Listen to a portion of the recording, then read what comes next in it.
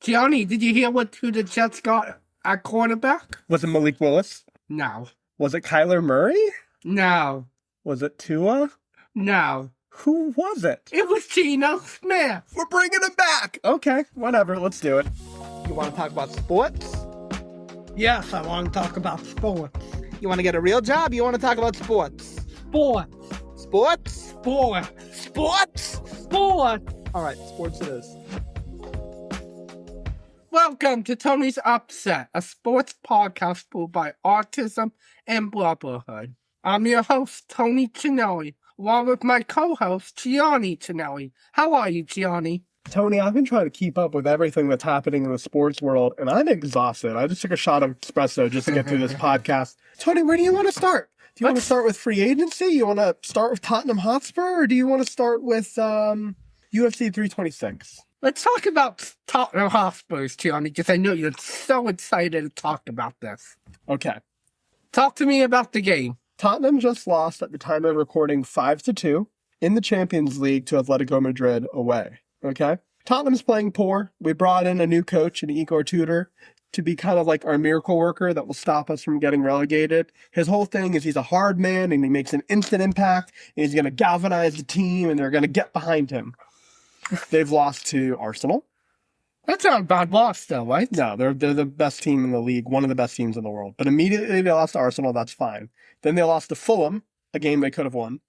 Then they lost to Crystal Palace after a red card from one of their star center backs, Mickey Van de Ven, in like the first 30 minutes of the game. And then they lost today 5-2 against Atletico Madrid. Now, it's complicated. Christian Romero, the team captain, one of the best players on the team. We've talked about him before. He got a red card and missed 4 of these games, and this is his first game back. And then the first 3 goals that Atletico Madrid scored, 2 of which were goalkeeper errors from our 22-year-old backup goalkeeper who was started tonight. What happened to your goaltender? People aren't really confident in his abilities, so they played the backup tonight. It's kind of like, well, if he plays well, maybe he'll light a fire under the other guy. And it didn't work well. This guy, in the first, I think, 18 minutes, conceded 2 goals just by accident. He miskicked it once. Actually, he miskicked it twice, and he slipped. It's bad. It's really bad, Tony. He got subbed off in like the 20th minute. Vicario came in. We ended up losing 5-2. It's really sad, though, because you hate to see a young guy go through that. It's like watching a young quarterback throw 3 interceptions in 3 tries. It's like, you know, he's probably better than Or that. 6 interceptions and see a ghost. Yeah, Sam Darnold. There you go. But, I mean, it was bad, Tony. It was really bad. Tottenham's not doing great. That's 4 losses in a row. I think they're probably going to have to get rid of Igor Tudor and bring in a replacement manager. I don't know who it's going to be. It might be Ryan Mason. There's talks of Harry Redknapp. I mean, Tony, it's a mess. Who scored the goals for Tottenham? It wasn't a complete mess, right? No, they didn't get shut out. Weirdly enough, they actually kind of played okay. It was one of those things, and it was kind of similar with Crystal Palace, where had it not been for the glaring, terrible accidents that they made during the matches that put them behind, they kind of played okay. So Dominic Solanke scored a really good goal that Pedro Porro helped create, and then Pedro Porro scored a really, really good goal that Richarlison helped create. And I think the big conversation right now is whether or not Tottenham will get relegated. I think they have enough players coming back and enough quality coming back and enough players that will, you know, come back up to speed after coming back from injury. How many more games are left? About a fourth of the season, so maybe 10. Okay. But yeah, it's not looking the best, but I think they'll be okay. Tony, you want to talk UFC 326 real quick? Yeah, absolutely. So UFC 326 was this Saturday, the BMF Championship. Yep, that was this past Saturday. Yes. Okay, so let's just, before we jump maybe to the main event, were there any of the fights that you really wanted to talk about that weren't the main event? Well, the 2 fights that I had on the main card, the beginning, I was completely wrong. Okay. Well, I had Bruno Ferreira beating Gregory Rodriguez. And again, it was a rematch, but Rodriguez got his revenge with a nice right hook. Yeah. Michael Johnson versus Trudeauber. and Michael Johnson winning. He actually did well in that Michael fight. Johnson or Yes. Drew Dober? Drew Dober did well. Drew Dober Yes, played really yeah. well, and he didn't have to rely on a nut shot. Credit to him. He fought well. I think if I remember correctly, it was a nasty shot to knock the guy to the floor. Yep. And then a nasty follow-up. And that guy lost the plot. Who, Johnson? But yeah, when he was on the ground. I mean, you could tell he needed He got caught, though, Johnson. I would say Michael Johnson won that first round. Yeah. Then Nova came back and had a nice shot on him. Rodriguez Ferreira. Rodriguez won that fight, right? That's Yep. what we were saying. Rodriguez hit him, and Ferreira just hit the ground. Yeah. That was A interesting. clean white. I was wondering if they called that too soon. I asked my friend Caleb what he thought. He said no, that was the right call by the ref. You think so? Yep. Okay, you're not going to go against Caleb there. I appreciate it. No. Okay, let's talk. Wait. Go ahead. What sauce Look at you holding me off. Go ahead. Keep going. Go on, King. what sauce this grappled Bob Font. Kyle Harlow had a nice performance in co-main. Yeah. And How did that fight? That was decision, right? yep. And he won? Yeah. Okay. And You ready to talk BMF fight? yes. Okay, so let's talk about who won the fight. Charles Oliveira. Okay. And people weren't thrilled about how he won the fight, right? Yes. I've been thinking about this a lot. Tony, explain that to the audience. For the people who aren't big UFC fans who are just waiting for the NFL free agency stuff, I think there's something really cool here that needs to be reviewed. So, Tony, why did people have a problem with Charles Oliveira winning the BMF fight? Let me just say this first. I thought he needed to do some grappling. Oliveira? Yes, to win the matchup. He had 5 takedowns, but he tried to, 20 attempts. Yeah. So that was not interesting. The BMF is the baddest mother, the ones that will... The baddest mother ever. Yes. But when you look at It's the guy you don't want to get punched in the bar by. It's the guy who's just going to throw punches at you. It's the guy that you're going to think is a monster, right? What? Go ahead. You say it, not me. People are here to hear you. Go ahead. When there were 5 hours before, no, 4 hours. When you think about this, Nate Diaz versus Jorge Masvidal. And funny story, John, about this. Johnny didn't know who the Diaz brothers was years ago. There's Diaz brothers? Yes. I didn't even know that now. I'll tell you. I just lost my train of thought. So Okay. there were 5 other BMF fights. Yes, the first one, these are for UFC fans. Diaz versus Masvidal. That was a crazy fight. Blood and more. And Masvidal won by TKO. The next one, Justin Gaethje, who's one of the most violent fighters, versus Dustin Poirier. One of the best, and he'll go down with you. He'll flow with you. That's a BMF. Justin Gaethje versus Matt Holloway. That was a BMF. Matt Holloway versus Dustin Poirier. That's a BMF. Matt Holloway versus Charles Oliveira. Yeah, Oliveira, he can strike with you, but he wants to take you down. That wasn't really a BMF fight. They just needed a main event for UFC 326. Do you think they shouldn't have put Charles Oliveira on the card? Do you think they should have put someone else? Again, this is a rematch. This makes sense. Okay. A lot of people don't like the BMF.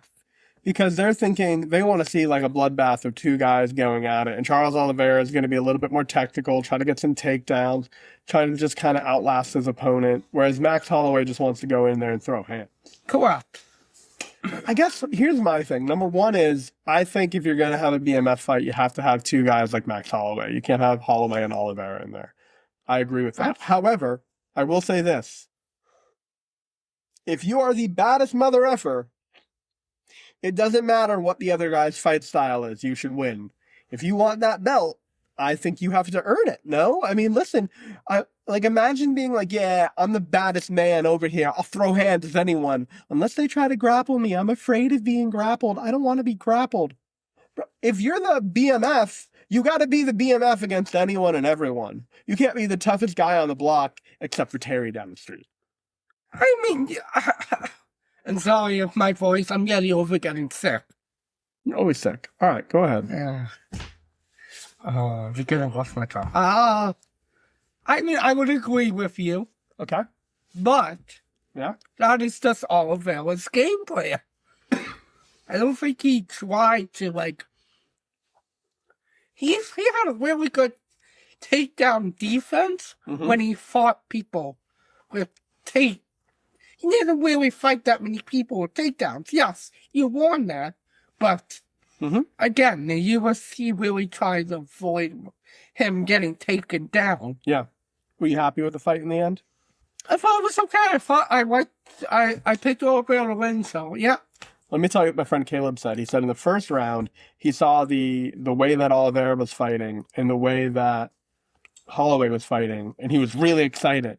And in the second round, he was like, oh, this is still cool, but it's a little bit more of the same. And then as the rounds continued, he was like, wow, this is all kind of the same stuff, and it's getting a little boring the longer it goes on. Do you agree? Yes, I agree. All right. Well, you heard it here first, folks. Tony, let's talk a little bit NFL free agency. What is the first thing you want to talk about when I say NFL free agency? Yes, we'll talk about Max Crosby getting traded to the Baltimore Ravens. It's a big deal. It is. Because the Raiders, let's be honest, are a terrible franchise. Absolutely. I would celebrate leaving the Raiders too. And there's a player that we'll talk about in a moment who just left the Raiders, who just got traded from the Raiders. But we'll get there in a minute. Tony, do you think the Baltimore Ravens are a Super Bowl contender team? I mean, they've put together a pretty all-star team, haven't they? Yeah. They have Lamar Jackson. They have Derrick Henry. Okay. But, Jackson's a little bit injured. Henry is getting up there. They have a new head coach I want to see.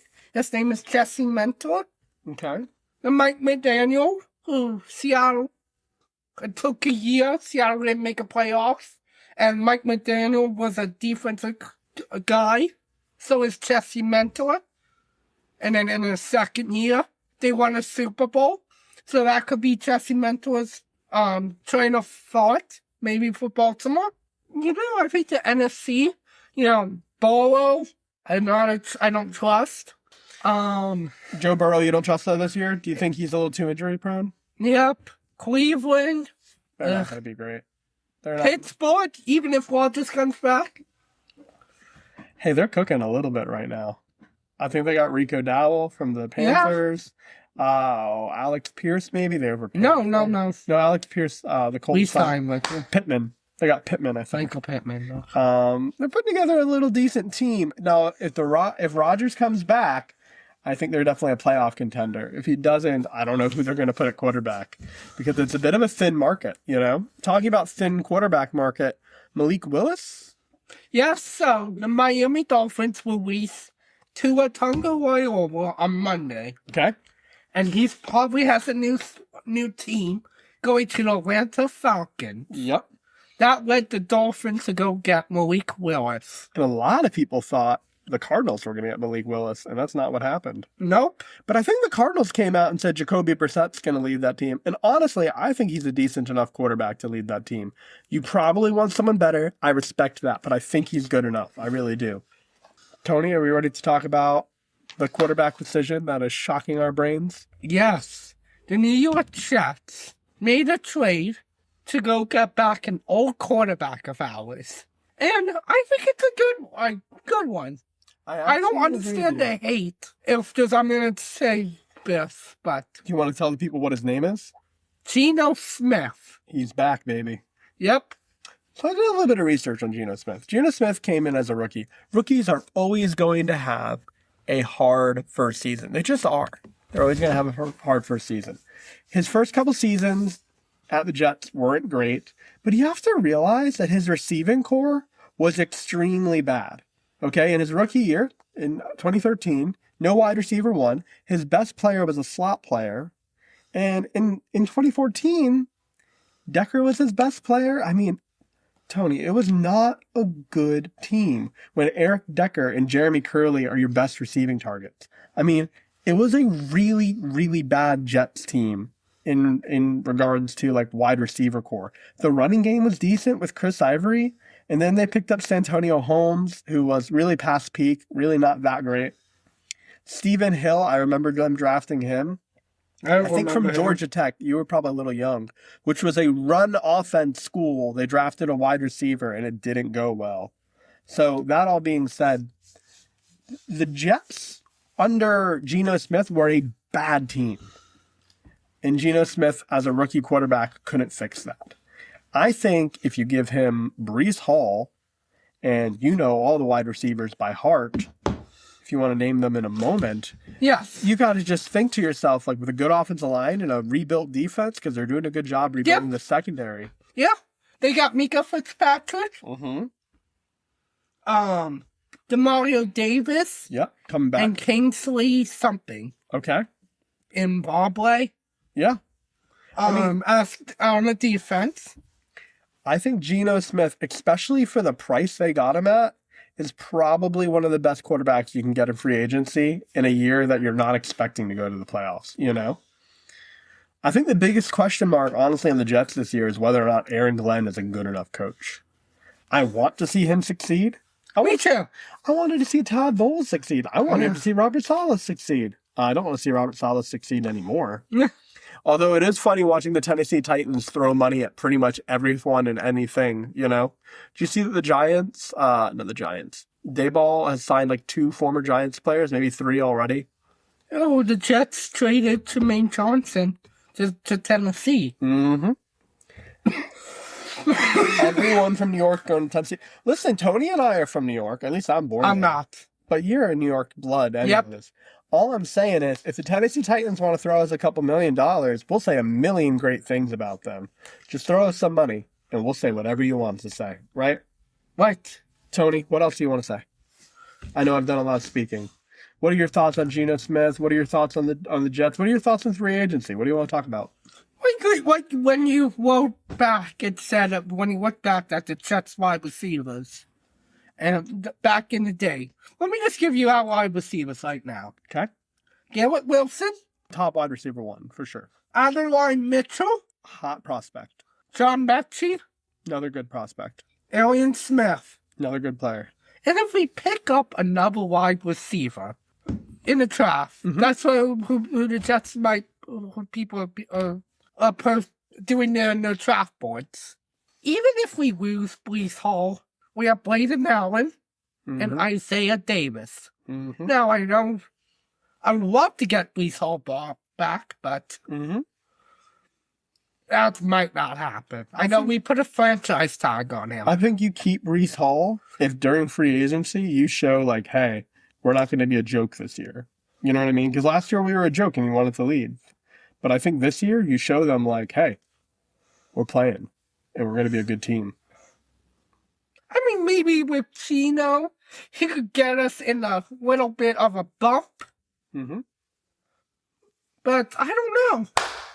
You think Geno Smith's going to be better than Justin Fields? Absolutely. Do you think... I think we're showing this. Listen, our defense was horrible last year. Like 0 interceptions in a season. That's a record. Yes. That's a record that is older than the first actual jet turbine, apparently, someone said. So, yeah. Yeah. Anything else you want to talk about free agency before we wrap up? No. Any of the other big deal trades? I know we talked a little bit about quarterbacks. Oh, Kenneth Walker is going to the Kansas City Chiefs. I think that's going to be a good move for him. And then Mike Evans is going to the San Francisco 49ers. Have you heard about that? Did you hear about the whole practice facility thing with the San Francisco 49ers? There's like some like electrical station there, and people think that the electrical waves are causing soft tissue injuries that are causing all the 49ers players to get injured. It's a real, like, I don't know if it's a conspiracy theory or a proven thing, but like Mike Evans is not a healthy guy. So there's a decent chance that he's going to get injured. But yeah. I don't know. I saw Chris Godwin was talking about it on Twitter, and people were talking about Evans and Godwin and the Buccaneers. All I got to say is, listen, I've had Godwin 2 years in a row, and he's let me down in fantasy football. Bro, with Mike Evans gone, you better perform if I pick you up this year. Meh. Any other big free agency things you want to talk about? Nope, I'm good. All right. Thank you for listening to Tony's Upset, a sports podcast fueled by autism and brotherhood. Goodbye, y'all. Quick record scratch moment here. Update from Gianni. As soon as we finished recording, we had some apple pie, looked at our phones and realized that the Max Crosby deal has been called off. Go check us out on TikTok, YouTube, and really all of our social media platforms where we dive into this a little deeper. Thanks, everybody. Have a great day or night or really any time. Just make sure it's great.